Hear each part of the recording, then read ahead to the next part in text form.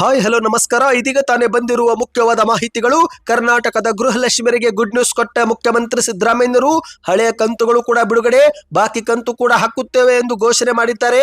ಇದೇ ಮಧ್ಯೆ 5,000 ಕೋಟಿ ರೂಪಾಯಿ ಗೃಹಲಕ್ಷ್ಮಿ ಯೋಜನೆ ಹಣ ಎಲ್ಲಿ ಹೋಯಿತು ಎಂದು ವಿಪಕ್ಷ ನಾಯಕ ಆರೋಶಕ್ ಅವರು ಪ್ರಶ್ನೆ ಮಾಡಿದ್ದಾರೆ. ಸಿದ್ದರಾಮಯ್ಯರು ಅಧಿಕಾರ ಬಿಟ್ಟು ಕೊಡಲ್ಲ, ಇತ್ತ ಡಿಕೆ ಶಿವಕುಮಾರ್ ದೇವಸ್ಥಾನ ಬಿಡೋದಿಲ್ಲ ಎಂದು ಆರೋಶಕ್ ಅವರು ವ್ಯಂಗ್ಯವಾಡಿದ್ದಾರೆ. ಎಲ್ಲ ಮಾಹಿತಿಗಳು ಬಂದಿವೆ ಸ್ನೇಹಿತರೆ. ನೀವು ಕೂಡ ಬಿಪಿಎಲ್ ಕಾರ್ಡ್ ಪಡೆದುಕೊಳ್ಳಲು ಅರ್ಜಿ ಹಾಕಬೇಕು ಎಂದು ಕಾಯುತ್ತಿದ್ರೆ ನಿಮಗೆ ಒಂದು ಗುಡ್ ನ್ಯೂಸ್ ಬಂದಿದೆ. ಆಹಾರ ಸಚಿವ KH ಮುನಿಯಪ್ಪನವರ ಘೋಷಣೆ ಏನಿದು ಮಾಹಿತಿ ನೋಡೋಣ. ಇನ್ನು ರಾಜ್ಯದ 1,44,000 ಗೃಹಲಕ್ಷ್ಮಿಯರ ಬ್ಯಾಂಕ್ ಖಾತೆಗಳಿಂದ 68 ಲಕ್ಷ ಹಣವನ್ನ ವಾಪಸ್ ಪಡೆದುಕೊಳ್ಳುವುದಾಗಿ HM ರೇವಣ್ಣ ಅವರು ಹೇಳಿಕೆ ಕೊಟ್ಟಿದ್ದಾರೆ. ಯಾರ ಗೃಹಲಕ್ಷ್ಮಿ ಯೋಜನೆ ಹಣ ವಾಪಸ್ ಪಡೆದುಕೊಳ್ಳುತ್ತಾರೆ ಎಂಬುದನ್ನು ಕೂಡ ನೋಡೋಣ ಸ್ನೇಹಿತರೆ. ಮತ್ತೊಂದೆಡೆಯಲ್ಲಿ ಚಿನ್ನದ ಬೆಲೆ ಮತ್ತೆ ಏರಿಕೆ, 3,200 ರೂಪಾಯಿ ಏರಿಕೆ ಆಗಿದೆ. ಶೀಘ್ರವೇ ಚಿನ್ನದ ಬೆಲೆ 1,40,000 ದಾಟಲಿದೆ. ಎಲ್ಲ ಮಾಹಿತಿಗಳನ್ನ ನೋಡೋಕ್ಕಿಂತ ಮೊದಲು ನೀವು ನಮ್ಮ ಚಾನಲ್ಗೆ ಮೊದಲು ಬಾರಿ ಭೇಟಿ ಕೊಡುತ್ತಿದ್ರೆ ದಯವಿಟ್ಟು ಸಬ್ಸ್ಕ್ರೈಬ್ ಆಗಿ, ಪಕ್ಕದಲ್ಲಿ ಕಾಣಿಸೋ ಗಂಟೆ ಒತ್ತಿ. ಇದರಿಂದ ರಾಜ್ಯದ ಮುಖ್ಯವಾದ ಮಾಹಿತಿಗಳು ನಿಮಗೆ ಸಿಗುತ್ತವೆ. ವಿಡಿಯೋಗೆ ಲೈಕ್ ಮಾಡಿ ಮತ್ತು ವಿಡಿಯೋ ಪೂರ್ತಿಯಾಗಿ ನೋಡಿ. ಬನ್ನಿ ಸ್ನೇಹಿತರೆ, ಎಲ್ಲ ಮಾಹಿತಿಗಳನ್ನು ಡೀಟೇಲ್ ಆಗಿ ನೋಡೋಣ. ಇದೀಗ ರಾಜ್ಯದ ಮುಖ್ಯಮಂತ್ರಿ ಸಿದ್ದರಾಮಯ್ಯರು ಕರ್ನಾಟಕದ ಗೃಹಲಕ್ಷ್ಮಿಯರಿಗೆ ಬಾಕಿ ಕಂತು ಜಮೆ ಮಾಡುವ ಭರವಸೆ ಕೊಟ್ಟಿದ್ದಾರೆ.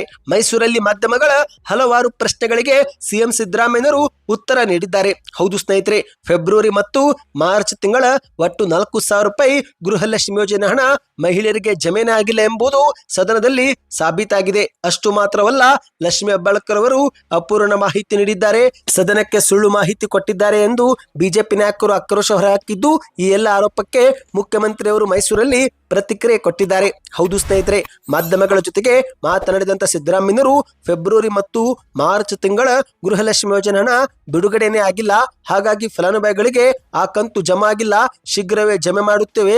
ನಾವು ಇಲ್ಲಿವರೆಗೆ 23 ಕಂತನ್ನ ಹಾಕಿದ್ದೇವೆ. ನಮ್ಮ ಸರ್ಕಾರದ ಬಳಿ ಹಣವಿಲ್ಲದೆ ಹೋದರೆ ನಾವು ಇಷ್ಟು ಹಣ ಕೊಡಲು ಸಾಧ್ಯವಾಗುತ್ತಿತ್ತೆ ಎಂದು ಮುಖ್ಯಮಂತ್ರಿಯವರು ಪ್ರತಿಕ್ರಿಯೆ ಕೊಟ್ಟಿದ್ದಾರೆ. ಇದೇ ನಡುವೆ ಗೃಹಲಕ್ಷ್ಮಿ ಯೋಜನೆ ಹಣವನ್ನ ಲಪಟಾಯಿಸಿದ್ದಾರೆ ಎಂಬ ಬಿಜೆಪಿ ಆರೋಪಕ್ಕೆ ಗರಂ ಆದಂತ ಮುಖ್ಯಮಂತ್ರಿಯವರು, ಅಲ್ಲರಿ, ನೇರವಾಗಿ ಬ್ಯಾಂಕ್ ಖಾತೆಗೆ ಹಣ ವರ್ಗಾವಣೆ ಆಗುವಾಗ ಇಲ್ಲಿ ಲಪಟಾಯಿಸುವ ಪ್ರಶ್ನೆ ಎಲ್ಲಿಂದ ಉದ್ಭವ ಆಗುತ್ತೆ? ಹಣವನ್ನು ಯಾರು ಕೂಡ ಲಪಟಾಯಿಸಲು ತೆಗೆದುಕೊಳ್ಳಲು ಆಗೋದೇ ಇಲ್ಲ, ಯಾಕಂದ್ರೆ ಇದು ನೇರ ವರ್ಗಾವಣೆ, ಹಾಗಾಗಿ ಇಲ್ಲಿ ಹಣ ಲಪಟಾಯಿಸಲು ಸಾಧ್ಯವೇ ಇಲ್ಲ ಎಂದು ಸಿಎಂ ಅವರು ತಿಳಿಸಿದ್ದಾರೆ. ಇದೇ ನಡುವೆ ಕಾಂಗ್ರೆಸ್ ಸರ್ಕಾರ ಜಾರಿಗೆ ತರುತ್ತಿರುವ ದ್ವೇಷ ಭಾಷಣ ತಡೆ ಮಸೂದೆ ಕೆಲವರನ್ನ ಗುರಿಯಾಗಿಸಿಕೊಂಡು ರೂಪಿಸಲಾಗಿದೆ ಎಂಬ ಬಿಜೆಪಿ ಆರೋಪದ ಬಗ್ಗೆ ಸಿಎಂ ಅವರು ಪ್ರತಿಕ್ರಿಯಿಸಿದ್ದು, ನೋಡ್ರಿ, ಪ್ರಚೋದನಾಕಾರಿ ಭಾಷಣ ಮಾಡುವವರು ಮಾತ್ರ ಈ ಒಂದು ಮಸೂದೆ ವಿರೋಧಿಸುತ್ತಾರೆ. ಪ್ರಚೋದನಾಕಾರಿ ಭಾಷಣ ಮಾಡದೆ ಹೋದ್ರೆ ಸುಮ್ಮನೆ ಪ್ರಕರಣ ಯಾರು ಕೂಡ ದಾಖಲಿಸುವುದಿಲ್ಲ. ಬಿಜೆಪಿಯವರು ಕುಂಬಳಕಾಯಿ ಕಳ್ಳವೆಂದ್ರೆ ಹೆಗಲು ಏಕೆ ಮುಟ್ಟಿ ನೋಡಿಕೊಳ್ಳುತ್ತಿದ್ದಾರೆ ಎಂದು ಸಿಎಂ ಅವರು ತಿರುಗೇಟು ಕೊಟ್ಟಿದ್ದಾರೆ. ಬನ್ನಿ ಸ್ನೇಹಿತರೆ, ಮತ್ತೊಂದು ಮಾಹಿತಿಗೆ ಹೋಗೋಣ. ಇದೀಗ ಗೃಹಲಕ್ಷ್ಮಿಯರಿಗೆ 2 ಕಂತು ಜಮಾ ಆಗಿಲ್ಲ. ಹೌದು ಸ್ನೇಹಿತರೆ, ಈ ಬಗ್ಗೆ ಆರೋಶಕ್ ಅವರು ಹಾಗಾದ್ರೆ ಆ ಒಂದು 5,000 ಕೋಟಿ ರೂಪಾಯಿ ಎಲ್ಲಿ ಹೋಗಿದೆ ಎಂದು ಪ್ರಶ್ನೆಯನ್ನ ಮಾಡಿದ್ದಾರೆ. ಹೌದು, ಗೃಹಲಕ್ಷ್ಮಿ ಯೋಜನೆಯ ಹಣ ಜಮಾ ಆಗದಿರುವ ಕುರಿತಂತೆ ವಿಪಕ್ಷ ನಾಯಕರಾಗಿರುವ ಆರೋಶಕ್ ಅವರು ಆರ್ಥಿಕ ಇಲಾಖೆಗೆ ಪತ್ರವನ್ನು ಕೂಡ ಬರೆದಿದ್ದಾರೆ. 5,000 ಕೋಟಿ ರೂಪಾಯಿ ಗೃಹಲಕ್ಷ್ಮಿ ಯೋಜನೆ ಹಣ ಎಲ್ಲಿ ಹೋಯಿತು ಎಂದು ಸಾಲು ಸಾಲು ಪ್ರಶ್ನೆಯೂ ಕೂಡ ಮಾಡಿದ್ದಾರೆ. ನೀವು ಸ್ಕ್ರೀನ್ ಮೇಲೆ ಆ ಒಂದು ಪತ್ರದ ಫೋಟೋ ಕೂಡ ನೋಡ್ತಿರಬಹುದು ಸ್ನೇಹಿತರೆ. ಫೆಬ್ರವರಿ ಮತ್ತು ಮಾರ್ಚ್ ತಿಂಗಳ ಗೃಹಲಕ್ಷ್ಮಿ ಯೋಜನೆ ಹಣದ ಬಗ್ಗೆ ಆರೋಶಕ್ ಅವರು ಸತತವಾಗಿ ಪ್ರಶ್ನೆ ಮಾಡಿದ್ದಾರೆ. ಅಷ್ಟು ಮಾತ್ರವಲ್ಲ, ಈ ಬಗ್ಗೆ ಟ್ವೀಟ್ ಕೂಡ ಮಾಡಿದ್ದಾರೆ. ಸತ್ಯದ ಮೇಲೆ ಪ್ರಮಾಣ ವಚನ ಸ್ವೀಕರಿಸಿರುವ ಮುಖ್ಯಮಂತ್ರಿಗಳು ನನ್ನ ಪ್ರಶ್ನೆಗಳಿಗೆ ಪ್ರಾಮಾಣಿಕ ಉತ್ತರ ಕೊಡಿಸುವ ಮೂಲಕ ಕರ್ನಾಟಕದ ಜನತೆಗೆ ಸತ್ಯ ದರ್ಶನ ಮಾಡಿಸುತ್ತಾರೆ ಎಂದು ನಾನು ನಂಬಿದ್ದೇನೆ ಎಂದು ಟ್ವೀಟ್ ಅಲ್ಲಿ ಬರೆದಿದ್ದಾರೆ ಸ್ನೇಹಿತರೆ. ಇನ್ನು ಈ ಒಂದು ಪತ್ರದಲ್ಲಿ ಸಾಲು ಸಾಲು ಪ್ರಶ್ನೆ ಹಾಕುವುದರ ಜೊತೆಗೆ 2 ತಿಂಗಳ ಹಣವನ್ನು ಫಲಾನುಭವಿಗಳಿಗೆ ಪಾವತಿ ಮಾಡದಿರಲು ಕಾರಣವೇನು ಮತ್ತು 2 ತಿಂಗಳು ಮೀಸಲಿಟ್ಟಿದ್ದಂತ ಆ ಒಂದು ಅನುದಾನ ಏನಾಯಿತು ಎಂದು ಆರೋಶಕ್ ಅವರು ಪ್ರಶ್ನೆ ಮಾಡಿದ್ದಾರೆ. ಬನ್ನಿ ಸ್ನೇಹಿತರೆ, ಮತ್ತೊಂದು ಮಾಹಿತಿಗೆ ಹೋಗೋಣ. ನಿಮ್ಮ ಬ್ಯಾಂಕ್ ಖಾತೆಗೆ ಈ ಒಂದು ಯೋಜನೆಯ ಬಾಕಿ ಕಂತು ಜಮಾ ಆಗಿದೆಯಾ? ಅಂದ್ರೆ ಫೆಬ್ರವರಿ ಮತ್ತು ಮಾರ್ಚ್ ತಿಂಗಳ 4,000 ರೂಪಾಯಿ ನಿಮ್ಮ ಬ್ಯಾಂಕ್ ಖಾತೆಗೆ ಬಂದಿದೆಯಾ? ಅದನ್ನು ನೀವು ಕಮೆಂಟ್ ಮಾಡಿ. ಇನ್ನಿದೀಗ ಮತ್ತೊಂದು ಮಾಹಿತಿ ಏನೆಂದ್ರೆ, ಸಿದ್ದರಾಮಯ್ಯನವರು ಅಧಿಕಾರ ಬಿಟ್ಟು ಕೊಡಲ್ಲ, ಇತ್ತ ಡಿಕೆ ಶಿವಕುಮಾರ್ ದೇವಸ್ಥಾನ ಬಿಡೋದಿಲ್ಲ ಎಂದು ಆರೋಶಕ್ ಅವರು ವ್ಯಂಗ್ಯವಾಡಿದ್ದಾರೆ. ಹೌದು, ಸಿದ್ದರಾಮಯ್ಯ ಅಧಿಕಾರ ಕೊಡಲ್ಲ, ಡಿಕೆ ಶಿವಕುಮಾರ್ ದೇವಸ್ಥಾನ ಬಿಡೋದಿಲ್ಲ, ಕರ್ನಾಟಕದಲ್ಲಿ ಇಷ್ಟೇ ನಡೆಯುತ್ತಿರೋದು ಎಂದು ಆರೋಶಕ್ ಅವರು ಮಾಧ್ಯಮಗಳ ಮುಂದೆ ಹೇಳಿದ್ದಾರೆ. ಇದೇ ವೇಳೆ ಮತ್ತೆ ಮುಂದುವರೆದು ಮಾತನಾಡಿ, ಸಿದ್ದರಾಮಯ್ಯ ಗ್ಯಾಂಗು ಡಿನ್ನರ್ ಪಾಲಿಟಿಕ್ಸ್ ಮಾಡುತ್ತಿದೆ. ಇತ್ತ ಡಿ.ಕೆ. ಶಿವಕುಮಾರ್ ಅವರು ಟೆಂಪಲ್ ರನ್ ಮಾಡುತ್ತಿದ್ದಾರೆ. ಅಧಿವೇಶನಕ್ಕೆ ಡಿ.ಕೆ. ಶಿವಕುಮಾರ್ ಅವರು ಬರುತ್ತಿರಲಿಲ್ಲ. ಅಧಿವೇಶನ ನಡೆಯುತ್ತಿರುವಾಗ ಜನಪ್ರತಿನಿಧಿಯಾಗಿ ಅವರು ಕೆಲಸ ಮಾಡಬೇಕಿತ್ತು. ಅದು ಬಿಟ್ಟು ಜನರ ತೆರಿಗೆ ದುಡ್ಡಲ್ಲಿ ದೇವಸ್ಥಾನ ರೌಂಡ್ ಅವರು ಹಾಕುತ್ತಿದ್ರು ಎಂದು ಆರೋಶಕ್ ಅವರು ವಾಗ್ದಾಳಿ ಮಾಡಿದ್ದಾರೆ. ಈಗ ಡಿ.ಕೆ. ಶಿವಕುಮಾರ್ ಅವರು ಯಾವ ಸಿಎಂ ಸ್ಥಾನ ಬೇಡ, ಸಾಮಾನ್ಯ ಕಾರ್ಯಕರ್ತನಾಗಿ ಇದ್ದು ಬಿಡ್ತೀನಿ ಅಂದಿದ್ದಾರೆ. ಅದು ಹೇಗೆ ಸಾಧ್ಯ? ಹಾಗಾದ್ರೆ ಅವರು ರಾಜೀನಾಮೆ ಕೊಟ್ಟು ಇರಲಿ ಎಂದು ಡಿ.ಕೆ. ಶಿವಕುಮಾರ್ ಅವರಿಗೆ ಕೌಂಟರ್ ಕೊಟ್ಟಿದ್ದಾರೆ. ಕರ್ನಾಟಕದ ಈಗಾಗಲೇ ಕೆಲವು ಕಡೆಗಳಲ್ಲಿ ಸ್ಥಳೀಯ ಸಂಸ್ಥೆಗಳಲ್ಲಿ ಚುನಾವಣೆ ನಡೆದಿದ್ದು ಎಲ್ಲಾ ಕಡೆಗೆ ಬಿಜೆಪಿ ಹೆಚ್ಚು ಸ್ಥಾನ ಗೆಲ್ಲುತ್ತಿದೆ. ಕಾಂಗ್ರೆಸ್ ಸರ್ಕಾರ ತೊಲಗುವ ಮುನ್ಸೂಚನೆ ಇದು. ಇವರು ಇದೇ ರೀತಿ ಕಾಂಗ್ರೆಸ್ನಲ್ಲಿ ಕಿತ್ತಾಡುತ್ತಿದ್ರೆ ಅವರು ಶೀಘ್ರವೇ ಮನೆಗೆ ಹೋಗೋದು ಗ್ಯಾರಂಟಿ ಎಂದು ಆರೋಶಕ್ ಅವರು ಹೇಳಿಕೆಯನ್ನು ಕೊಟ್ಟಿದ್ದಾರೆ. ಬನ್ನಿ ಸ್ನೇಹಿತರೆ, ಮತ್ತೊಂದು ಮಾಹಿತಿಗೆ ಹೋಗೋಣ. ಇಂದಿನ ದಿನಗಳಲ್ಲಿ ಆಧಾರ್ ಕಾರ್ಡ್ ರೀತಿ ಬಿಪಿಎಲ್ ಕಾರ್ಡ್ ಸಹ ಪ್ರಮುಖ ದಾಖಲೆಯಾಗಿದೆ. ಕಾಂಗ್ರೆಸ್ ಸರ್ಕಾರ ಅಧಿಕಾರಕ್ಕೆ ಬಂದ ನಂತರ ಬಿಪಿಎಲ್ ಕಾರ್ಡ್ ಅನ್ನು ಪ್ರಮುಖ ದಾಖಲೆ ಎಂದೇ ಪರಿಗಣಿಸಲಾಗಿದೆ. ಹೌದು ಸ್ನೇಹಿತರೆ, ಕಾಂಗ್ರೆಸ್ ಸರ್ಕಾರದ ಗ್ಯಾರಂಟಿಯ ಲಾಭ ಪಡೆಯಲು ಬಿಪಿಎಲ್ ಕಾರ್ಡ್ ಪ್ರಮುಖ ದಾಖಲೆಯಾಗಿದ್ದು, ಎಷ್ಟೋ ಜನರು ಅರ್ಹರಾಗಿದ್ದರೂ ಕೂಡ ನಾನಾ ಕಾರಣಗಳ ಮೂಲಕ ಬಿಪಿಎಲ್ ಕಾರ್ಡ್ ಪಡೆದುಕೊಳ್ಳಲು ಸಾಧ್ಯವಾಗಿಲ್ಲ.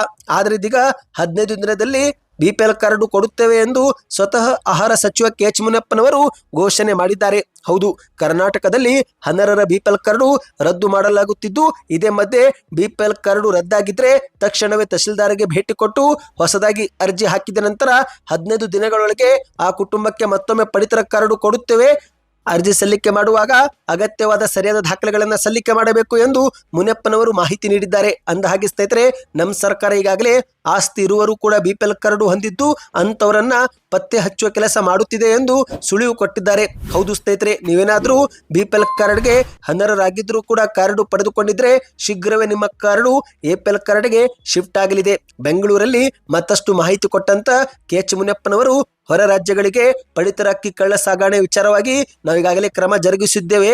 ಈಗಾಗಲೇ ಹಲವೆಡೆಯಲ್ಲಿ 574 ಜನರನ್ನ ಅರೆಸ್ಟ್ ಕೂಡ ಮಾಡಲಾಗಿದ್ದು ಕಠಿಣ ಕ್ರಮವೇ ತೆಗೆದುಕೊಂಡಿದ್ದೇವೆ. ಇನ್ನು ಮುಂದೆ ಯಾರಾದರೂ ಅನ್ನಭಾಗ್ಯ ಅಕ್ಕಿಯನ್ನು ಅಕ್ರಮವಾಗಿ ಸಂಗ್ರಹ ಅಥವಾ ಕಳ್ಳ ಸಾಗಾಣಿಕೆ ಮಾಡಿದ್ರೆ ಅಂತವರನ್ನು ನಾವು ಬಿಡೋದಿಲ್ಲ ಎಂದು ಮಾಧ್ಯಮಗಳ ಮುಂದೆ ತಿಳಿಸಿದ್ದಾರೆ. ಇನ್ನು ಇದರ ನಡುವೆ ಇಂದಿರಾ ಕಿಟ್ ಕೊಡುವ ವಿಚಾರವಾಗಿ ಮಾತನಾಡಿದಂತ ಮುನಿಯಪ್ಪನವರು, ಇದೀಗ ಅಕ್ಕಿ ಹೆಚ್ಚಾಯಿತು ಎಂಬ ಭಾವನೆ ಇದೆ, ಹಾಗಾಗಿ ನಾವು ಹೊಸ ಯೋಜನೆ ಜಾರಿಗೆ ಮಾಡುತ್ತಿದ್ದೇವೆ.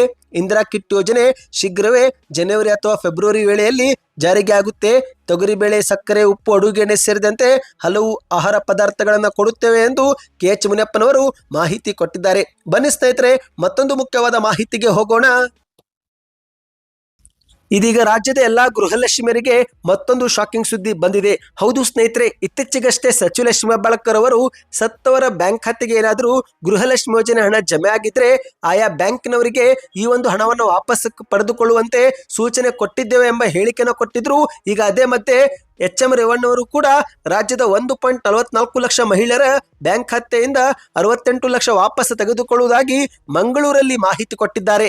ಹೌದು ಸ್ನೇಹಿತರೆ, ಗೃಹಲಕ್ಷ್ಮಿ ಯೋಜನೆ ಫಲಾನುಭವಿಗಳಲ್ಲಿ 1.44 ಲಕ್ಷ ಮಂದಿ ಇತ್ತೀಚೆಗೆ ಮೃತಪಟ್ಟಿದ್ದು, ಆ ಬಳಿಕವೂ ಕೂಡ ಅವರ ಬ್ಯಾಂಕ್ ಖಾತೆಗೆ ಸುಮಾರು 68 ಲಕ್ಷ ರೂಪಾಯಿ ಹಣ ಜಮೆ ಆಗಿದೆ.